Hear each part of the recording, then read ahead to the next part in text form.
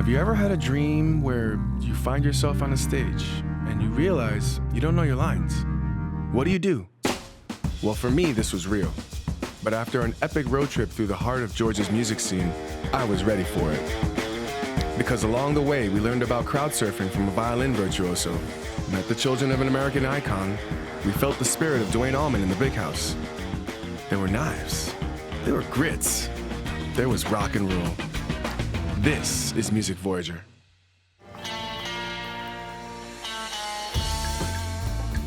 Trust the locals. You got one, man, a tree branch right there. Play with fire. Never turn down a good meal. Telling them. Because if you let one thing lead to another, the voyage never ends. Life is good right now.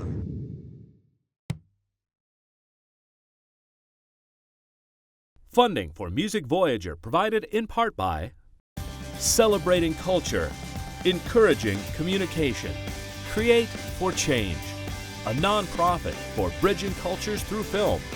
Look, listen, learn.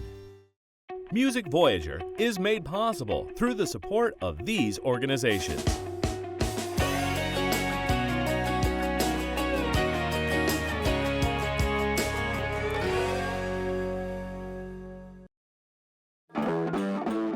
Athens, Georgia is a college town. Conceived and built from its inception as a center of culture and learning, it's home to the University of Georgia Bulldogs.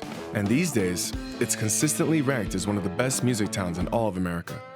To find out why, we start by meeting up with the Athens-born rock band, the Wigs. What do you think it is about Athens that kind of lends itself to this sort of creativity? I know it's got a historic music scene, but what did it do for you guys? I think, there's lots of places for bands to play. There's lots of bars in town, and it's easy to get some stage time. Places like the 40 Watt, always there. It's my favorite place to hang out. Like so many other nights, the Wigs are headed to the 40 Watt tonight, a welcome homecoming after non-stop touring. You guys need a sax player? We don't need a sax player. Riding around with Parker from the Wigs in Athens, it becomes clear that there is a bar or music venue on pretty much every corner.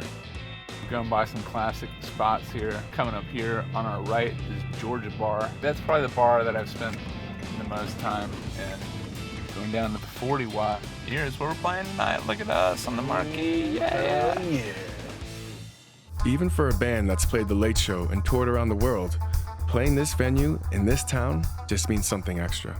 I kind of get anxiety playing at home because we've played for a lot of these people for such a long time. It's like I always just want to put on our best show to date for Athens.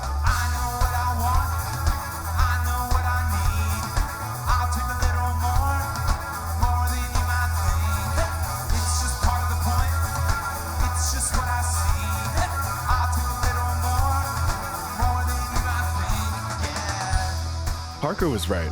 They don't need a saxophone. The Wigs work just fine as three pieces.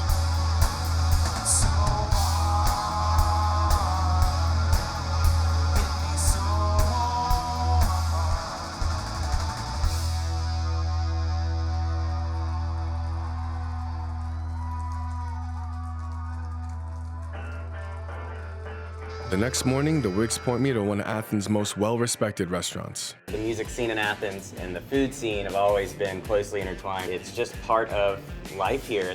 The National also seems to have become part of life here by fusing Southern and Mediterranean food and serving it up in what used to be the garage of a tire recapping plant. Executive Chef Peter Dale keeps the menu fresh. I see a whole lot of shrimp here. Yeah. What's going on? We're only 4 hours from the coast, and one of our buddies, Dan, goes down, meets the shrimp boats in the middle of the night, fills up coolers for us, and then they're back here in time for lunch. So we're peeling fresh Georgia shrimp. We're doing our play on a shrimp and grits, and then because we are a little Mediterranean, we'll do some Spanish chorizo in there. So it's a sort of a Mediterranean spin on a Southern classic. Sounds delicious. Yeah, but perfect for a cool day. Wow. The shrimp, you can just taste how fresh it is. The grits as well, they're really finely ground. Yeah, really creamy. Really creamy, really nice, and I can taste the chorizo like oil in there. You guys gotta get in here. Yeah, I wish I could just feed it to you, really. I really wish I could. Oh, sorry. Peter's obsession with all things local leads to delicious food, but he takes his obsession one step further. Even his kitchen knives are locally sourced. Which is why I'm now in a shed in the middle of the woods surrounded by some bearded guys wearing leather aprons holding massive razor-sharp blades. Peter wants to buy one. How does that kind of feel? Wow, that's cool. Luke and David at Bloodroot Blades create the coolest looking knives And we make one-off pieces. that satisfy the rigors of the busiest restaurant kitchen and serve as keepsakes by incorporating materials like scraps of cloth that have specific meaning to each knife's owner. It's really hard to keep a scrap of your grandma's quilt or something around, but it's real easy in terms of a knife. People use it every day, so it's sort of the perfect combination of nostalgia and pragmatism. Yeah, I was gonna say nice. it's like a practical heirloom or like a Right. practical sort of memory artifact. It's rare to find that these days. Okay, quick review. Peter makes local dishes using local ingredients, using locally made knives that are created using local materials. I feel like I'm in the Middle Ages or something. And what does this have to do with music again? I came from a musical background. I have a degree in cello performance, actually. My motion on this grinder when I'm pulling a knife across it is a lot the same as me pulling a bow across a string. And if you hang around Bloodroot Blades long enough, you start to hear actual music in their work.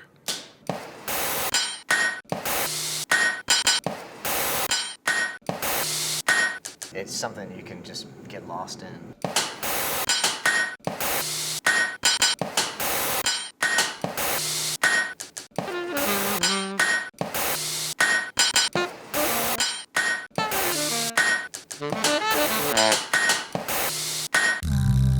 Okay, that got weird. I need a drink. Musical Voyage, take one. Fantastic. What's this thing? That is the Rosemary Beach, Florida, with a rosemary simple syrup, gin, and a full grapefruit. Tasty. You actually like it? I actually like it, yeah. This is singer, composer, and violinist Kishibashi, who recently moved to Athens and has invited me to his favorite bar. I have a lot of friends who actually work here. It's the first sense of like kind of community that I got, and it's not just like a bar. They have like fresh squeezed grapefruits and like a pretty cool menu that's just like what you want to eat, not necessarily what you should eat. This place and the Nationals are kind of along the same vein. Farm to table. Yeah, the food culture here is like extremely high. Kishibashi's friends call him K. He invites me to his house where he's got a new home studio out back. So what about the town did you fall in love with? For the small town that it is, that it's got this really vibrant music culture, and there's professionals here that I work with all the time. Ironically, Kay doesn't even need other musicians to create a room full of music using just his voice, his violin, and some other effects pedals.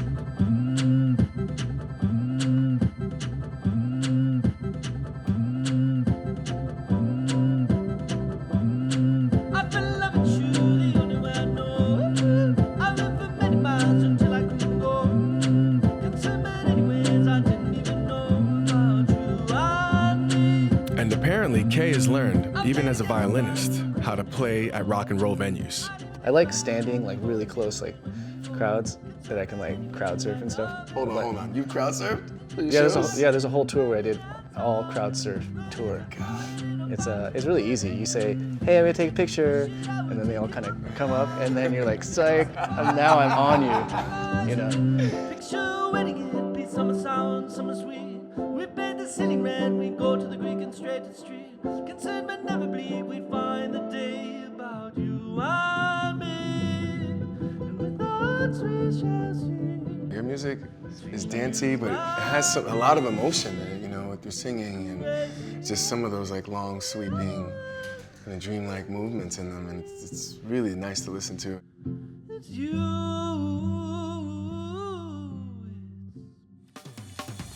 Kay's move to Athens has given him the space to spread out that he never had in New York City. But it's also kept him connected to his musical community, both fellow musicians and great venues, such as the recently rebuilt Georgia Theater. It's a historic music hall that tragically caught on fire a few years back. It's crazy. You can see like the charbroiled wood slab that's hanging over an old doorway. Sounds delicious. A few blocks away is another large music hall, the Classic Center. which tonight hosts one of the country's hottest touring bluegrass bands, Old Crow Medicine Show. Down in Georgia tonight. Well, come on. Whoa, whoa. Come on. Whoa, whoa. Yeah, come on. Whoa, whoa. Come on. I heard Athens was a great music town, but seeing it firsthand has blown me away. But a music scene like this doesn't happen overnight. So what's the deal? How did this all start? Folk music historian Art Rosenbaum offers some clues and a song. Here in Athens and almost any other southern town, there were vernacular musicians who might play at a house party or a fish fry or a square dance and not have aspirations of becoming part of what we now call the music industry or the music business. They made music for family and community. People around here treat me like a dirty dog. Oh, people around here treat me like a dirty dog. Make me sleep down in the hollow log. Art's connection to the Special Collections Library at the University of Georgia leads to another clue. Apparently, by the 1970s, there was a new kind of vernacular musician in Athens, the art school party kid. Michael Lahusky was one of those kids. 1979, it was pretty much the Old South, and on campus, there was a really vibrant scene at the art school. There wasn't much to do, so we kind of made our own scene. From this party scene sprang a little band called the B-52s, whose beehives and campy dance rock propelled them into the national spotlight. Kind of came in a little bit after the B-52s because they hit it big with their first single and they just took off and moved to New York. Our band Pylon kind of filled the void there. We were really known for kind of minimalism and a particular kind of beat that ended up being very danceable. When REM joined this growing musical movement and became one of the biggest bands in the world, Athens was pushed into another musical stratosphere. REM, to their credit, they got real big, they stayed here. So, you know, Athens started turning into something starting around that time that Pylon broke up, around 1984. Just as I'm starting to feel like I understand the Athens music scene, Michael shows me something that changes everything. What? Did you see this? What is this place? Somewhere in here, they're keeping up with like Georgia music history, including my band Pylon. Well, if my music ever got into some sort of archive, I'd be completely humbled and old. Wandering around these massive vaults, I can feel the weight of Georgia's rich music history. And I'm realizing that to understand music around here, I have to see cities like Macon, where Otis Redding, Little Richard, and the Allman Brothers exploded onto the world stage. How could so much influential music have sprung up in one place like that? I gotta hit the road and find out.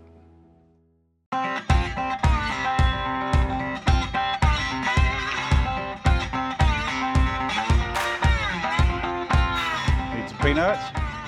I mean, that's why we stopped. So how did boiled peanuts even start? I have no idea. It's just like a bean, a salted bean. You can make a dip out of it and you'll be banging. Arriving in Macon, you can feel life slowing down, just a bit. It's a quaint little town full of classic, large southern homes and churches. I want to find out why this town has nurtured so many fine musicians over the years, and I think I've got the right guy to show me. Hey! Good to meet you. Good to meet you too. You're totally my hair twin. Nice hair, This man. is ridiculous. This guy, Roger Riddle, is a local music journalist and DJ. We meet up in an old soul food joint in the middle of town. And this was the place where the Allman Brothers used to hang out and eat, man. Really? Mama Louise. She would feed them. And as the story goes, the guys sat down, the whole band came in one day, and they ordered 2 plates of food for like 6 guys. And Mama Louise was like, oh, we can't have that. So she fed the whole band. And whenever they got hungry, they would come here. She would feed them. They would go off. They would do their show, make enough money, come back and pay for the food they ate. That's so great. And years down the road, they showed how much they appreciated it when they took her on tour with them to be their personal caterer. Seriously? Yes. If you want to get the true H&H experience, you gotta have the fried chicken. You're speaking my language right now. Fried chicken is my language. Let's do this. Right on. Oh boy. You gotta try the macaroni and cheese. The collard greens are good. The succotash, you can't go wrong. In fact, you just can't go wrong. You just can't go wrong. You can't go wrong. I love a place where you can't go wrong. I'm gonna take a 5-minute break. Incredibly, Mama Louise is now in her mid-80s. Hey, Mama Louise, do you mind if we join you? Yep, Chef Dog. Thank you. And is still at the restaurant almost every day, making sure that its new owners keep using many of the recipes that she's refined in her 70 years of cooking. This is happening right now. This is very typical of what a meal is like if you're at home with your family in Macon. I'm gonna try the succotash. Oh, yeah. It's lima beans, corn, tomato, all stewed together. Yeah. A little onion in there. Little onion in there? Well, there's some special seasoning. Yeah. So you can't even tell me you'd have to kill me, right? Kind of thing. Right. Mama Louise told us how to do it. Thank you. Thank you for sharing your knowledge of cooking with the world. The Allman Brothers didn't just eat in Macon, they lived here. In this house, specifically. The reason it's called the Big House is because it was the biggest house they'd ever seen in 1970.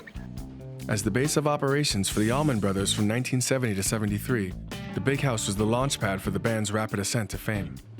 This is where they sat, listened to music, played a little bit of music, chatted, and got to be, just normal human artists. Did they do a little something else? There may have been a little partying going on. There's a 7-head shower. Some people got clean in the shower. Some people may have gotten dirty in the shower. Who knows? It's a special place.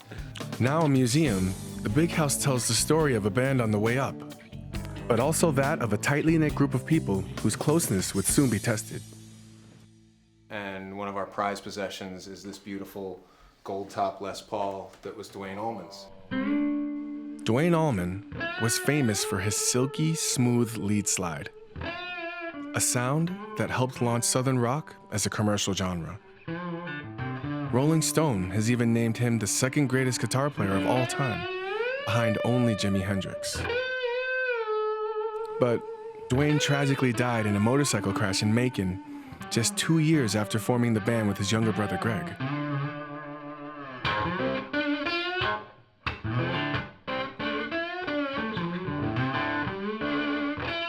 Guitarist J.D. Simo pays homage on the very gold top Duane played.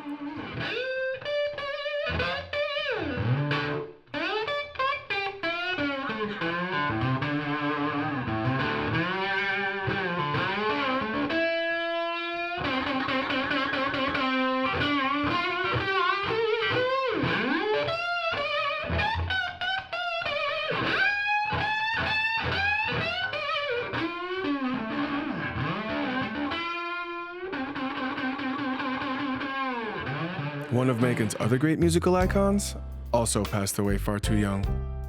Otis Redding was killed in a plane crash at the age of 26.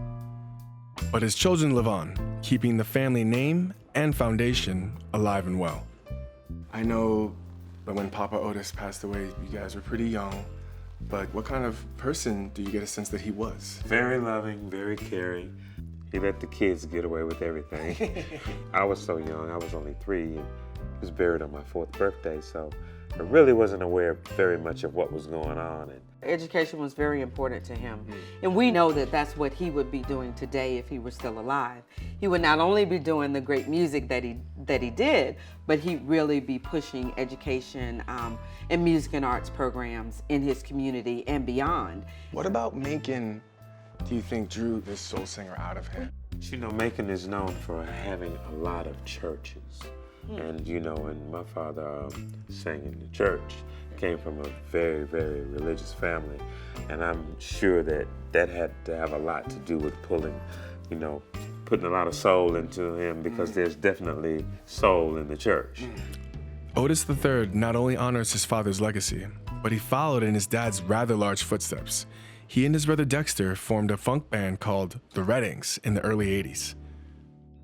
I couldn't help but notice that there's this Rolling Stone cover, Yeah. you know, and it's kind of like about children of big stars. And what did you experience, you know, maybe in terms of a shadow or, you know? Well, most definitely I had to learn to live with it. In the early years, it was a lot easier because people looked at us as, oh, those are Otis's kids, and let's take a listen to that. That should be fun. And after the 6 albums and the hits were over, it gave me an opportunity and a chance to really get into the roots of soul music, the roots of my dad's catalog. I'm happy doing what I do, but I can't really fill those shoes. There's only one Otis Redding, you know, so, but I respect the king of soul. Fair enough, man. I respect him so much too, and his beautiful music. The time Otis has spent with his dad's catalog comes through in a song of his own called Leaving Me. Talking about leaving me. Talking about leaving me. I don't know where you gonna go. I got my bags back, baby. I'm going with you. It's a cold, cold world, living out here all alone. The sun don't shine the same out here on my own. And I don't wanna go back to the way it used to be. Oh, so long ago, before you was here with me, talking about leaving me. My father passed away when I was about 2, and I can totally relate to kind of, you know, just that side. Not, my father was not Otis Redding by any means, but nonetheless, like, he was a musician, and he did leave some music, and there's something amazing about going through that. So that's where you get the talent from. I heard you. This guy gives me a CD, and I didn't know what to expect. Having touched the echoes of Macon's past, I want to see what's happening right now in Macon. So I meet back up with Roger Riddle downtown. I'm from New York, play saxophone. What do you think a place like Macon has to offer for me? The support. If you were to come to Macon, I bet you every band would let you play with them. Really? I'm sure of it. They push your music just like they push everybody else's music. I think you get along with the other bands, and the people here, they're full of flavor. They're just like you. Macon's supportive atmosphere has apparently allowed music of all types to flourish. Right in this very coffee shop, there is a growing singer-songwriter scene fueled by the Redding Foundation's Songwriting Summer Camp.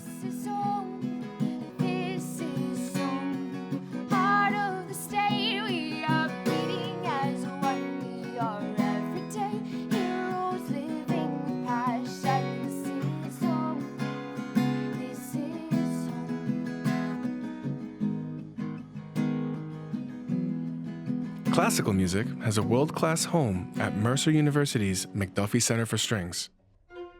The level of the facilities and the quality of the musicianship we find at Mercer is really impressive. And behind the scenes in Macon, connecting all the local music, is Roger Riddle. I infiltrated the newspaper so that I could write about my friends in the up-and-coming bands. So when no one would write about us when we were doing it, now they had someone on the inside. It's like, tell me when your shows are. So that's how I got connected with everybody. I know a little bit of everything that's happening in town because everybody knows that I can help put them out somewhere.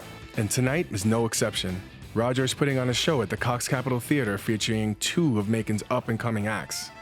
Back City Woods is a bluegrass band that has the energy of a punk show. Whoa. It's hard to say what you wanted me to say. It's hard to say what you wanted me to say. Widow Pills is kind of an alt-country band. So I'm heading back down to Georgia. And they're one of the newer bands that have made a big splash here in town. And I got women on my mind. And I wanna make a little love. I wanna dream from a friend with love. Lord, I'm tired of all the killing and the lie. It's exciting to be able to take somebody from out of town and say, hey, this is what we've got going on. And what's exciting for me is that the bands here tonight do exactly what Roger predicted they would.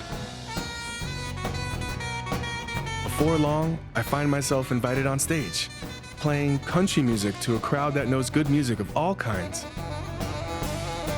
Here in Macon, they've experienced a music history that rivals any town in America. And they've supported their music in the churches, through their food, through the legacy of their biggest stars, and through an overall commitment to music education.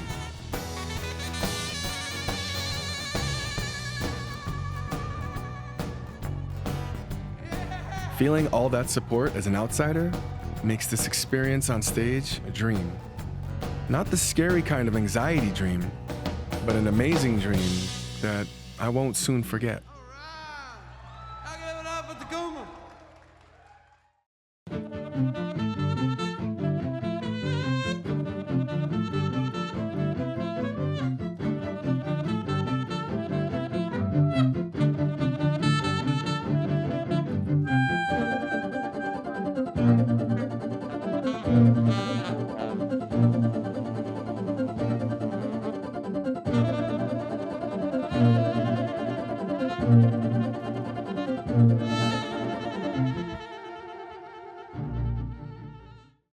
Funding for Music Voyager provided in part by Celebrating Culture, Encouraging Communication, Create for Change, a nonprofit for bridging cultures through film.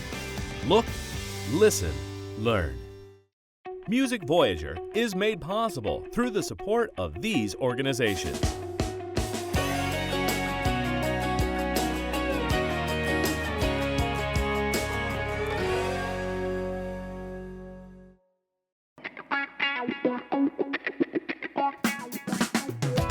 For additional information on the Music Voyager or the artists featured in this episode, visit us on the web at musicvoyager.com.